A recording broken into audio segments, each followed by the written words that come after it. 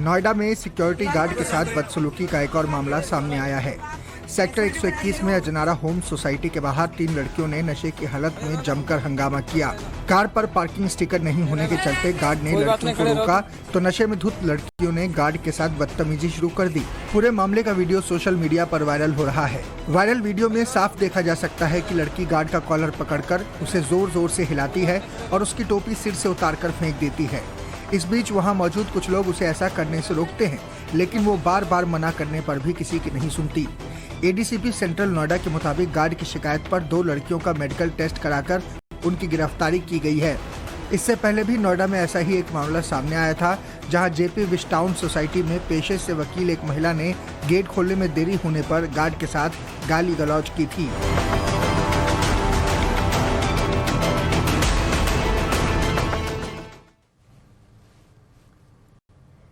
खबर झांसी से है, जहां एक के बाद एक 3 युवतियों के शव मिलने से हड़कंप मच गया। अभी तक शवों की शिनाख्त भी नहीं हो पाई है। झांसी के मौरानीपुर में 3 लड़कियों का शव मिलने का सनसनीखेज मामला सामने आया है। तीनों युवतियों की पहचान नहीं हो सकी है। सिंचाई विभाग के कर्मचारी ने सपरार बांध में एक युवती का शव मिलने की सूचना पुलिस को दी थी, जिसके बाद पुलिस मौके पर पहुंची और शव को बाहर निकाला गया। पुलिस अभी इस मामले की पड़ताल कर रही थी कि पानी में डूबे 2 और लड़कियों के शव मिलने की सूचना पुलिस को मिली, जिसके बाद हड़कंप मच गया। तीनों शवों को पोस्टमार्टम के लिए भेज दिया गया है। तीनों लड़कियों की उम्र 17 से 18 साल से लेकर 25 साल के बीच बताई जा रही है। जो पहली बॉडी मिली है वो लगभग 25 वर्ष के आसपास है। दूसरा बॉडी जो मिला है लगभग 18-19 साल के आसपास है। चूँकि बगल में ही एमपी बॉर्डर पड़ता है और बामोली कला प्लस टीकमगढ़ है और पानी का फ्लो होता है, तो हो सकता है मैं भी बह कर भी आया हूँ। फिर भी इसकी पुलिस पूरी गहनता से छानबीन कर रही है कि बॉडी कहाँ से आई है। सर, ये हत्या है या आत्महत्या है, क्या लग रहा है? इसकी जांच की जा रही है। प्रथम दृष्टया में तो अभी स्पष्ट नहीं हो पा रहा है, लेकिन फिर भी इसकी जाँच की जा रही है। नरेला में 8 साल की बच्ची की हत्या की गुत्थी पुलिस ने सुलझा ली है। मामला क्या था, इस रिपोर्ट में देखिए। दिल्ली के नरेला इलाके में 8 साल की बच्ची की हत्या मामले में पुलिस ने अनवर नाम के आरोपी को गिरफ्तार कर लिया है। गिरफ्तार आरोपी सीसीटीवी फुटेज में बच्ची को अपने साथ ले जाता दिखाई दिया था। इसके बाद पुलिस ने सीसीटीवी फुटेज की मदद से आरोपी की पहचान कर ली। पुलिस की पूछताछ में सामने आया है कि आरोपी का पीड़ित लड़की के भाई के साथ विवाद चल रहा था। पीड़ित लड़की के भाई ने आरोपी की पिटाई कर दी थी और इसी का बदला लेने के लिए आरोपी ने उसकी बहन की हत्या कर दी। आरोपी ने पुलिस को बताया कि बच्ची के भाई से बदला लेने के लिए वो बच्ची को उसके घर से करीब 1 किलोमीटर दूर ले गया था और वहां ले जाकर उसकी हत्या कर दी। सूचना मिलने के बाद पुलिस ने बच्ची का शव बरामद कर लिया है। पुलिस के मुताबिक पोस्टमार्टम में बच्चे की मौत गला घोटने और सिर में चोट की वजह से हुई है।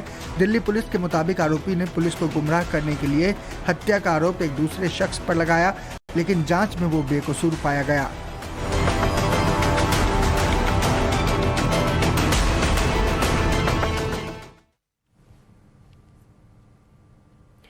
महंगाई का मौसम है, लिहाजा देश की वित्त मंत्री जब सब्जी मंडी पहुंची तो उन्होंने क्या क्या खरीदा, लोगों से क्या बातचीत की, इसे 1 मिनट की रिपोर्ट में देखिए। वित्त मंत्री निर्मला सीतारमण का एक वीडियो सोशल मीडिया पर वायरल हो रहा है, जिसमें वो सब्जी मंडी में सब्जी खरीदती दिख रही हैं। दरअसल वित्त मंत्री सीतारमण शनिवार को चेन्नई के माइलापुर की सब्जी मंडी में खरीदारी करती नजर आईं। वित्त मंत्री को सब्जी मंडी में देख लोग हैरान रह गए। इस दौरान वित्त मंत्री सीतारमण ने सब्जी दुकानदारों और स्थानीय लोगों से बातचीत भी की। वित्त मंत्री के सब्जी खरीदने का वीडियो उनके ऑफिशियल ट्विटर हैंडल से जारी किया गया। वीडियो में निर्मला सीतारमण को शकरकंद खरीदते देखा जा सकता है। इसके अलावा उन्होंने करेला भी खरीदा। वित्त मंत्री ने तेलंगाना के मुख्यमंत्री के चंद्रशेखर राव पर निशाना साधते हुए आरोप लगाया कि उन्होंने तांत्रिक की सलाह पर न केवल राज्य सचिवालय जाना बंद कर दिया, बल्कि लंबे समय तक महिलाओं को अपने मंत्रिमंडल में शामिल भी नहीं किया। बता दें कि वित्त मंत्री निर्मला सीतारमण ऐसे समय में सब्जी मंडी पहुंची जब देश में पिछले कुछ महीनों में मुद्रास्फीति लगातार बढ़ी है। इसके चलते देश में खाने पीने और तेल की कीमतों में लगातार इजाफा हो रहा है। वहीं रुपया रिकॉर्ड निचले स्तर तक गिर गया है। फिल्म आदिपुरुष के खिलाफ संतों ने अब मोर्चा खोल दिया है। पीएम मोदी से धार्मिक सेंसर बोर्ड बनाने की मांग कर डाली है। 1 मिनट की रिपोर्ट में पूरा मामला समझिए। फिल्म आदिपुरुष को लेकर शुरू हुआ विवाद थमने का नाम नहीं ले रहा है। अब इस लड़ाई में साधु संत भी कूद गए हैं। अयोध्या के संतों ने धार्मिक सेंसर बोर्ड के गठन की मांग की है कि जिस तरह से सेंसर बोर्ड है उसी तरह से धार्मिक सेंसर बोर्ड का गठन किया जाए, क्योंकि जो फिल्म आदि पुरुष आई है उसमें सनातन धर्म को विकृत रूप में प्रस्तुत किया गया है और जिसको लेकर के सभी सनातन धर्मावलंबी आहत हैं और उसको प्रतिबंधित करने की लगातार मांग उठा रहे हैं। फिल्म में प्रभास और सैफ अली खान के लुक को लेकर संत समाज ने आपत्ति जताई है। फिल्म में हनुमान जी के वस्त्रों को लेकर भी सवाल खड़े हो रहे हैं। फिल्म में रावण का रोल कर रहे सैफ अली खान के लुक की भी आलोचना हो रही है। आदिपुरुष फिल्म हिंदी समेत सभी दक्षिण भारतीय भाषाओं में अगले साल 12 जनवरी को रिलीज होगी। ओम राउत के डायरेक्शन में बनी इस फिल्म में प्रभास को भगवान श्री राम और कीर्ति सनन को माता सीता के रूप में दिखाया गया है।